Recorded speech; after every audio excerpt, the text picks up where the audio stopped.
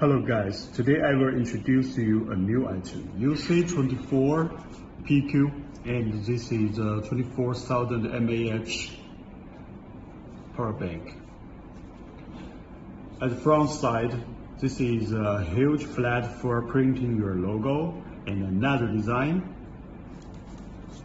The back side, we do silk screen printing for specification here. At the front side, there are two USB output ports and one Type-C input and output port in the middle. At the right side, there is a micro USB input port. At the left side, we have a button and 5 LED indicators. Push the button, you will see 4 LED indicator turned white. That means how many rest capacity is. Next, I will show you how it works. Connect this power bank with device by USB to Type-C charge cable. For example, a Huawei cell phone. You see, it is charging now. And please note the LED indicators. The last LED indicators turns green.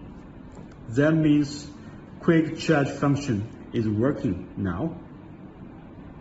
I want to tell you this power bank can support QC3 and PD3 type of quick charge function together. Now I will show you another USB output port function. If we connect this power bank by a lightning charge cable with iPhone, that means this power bank can charge for iPhone also. And then Type-C output. Connect MacBook Pro.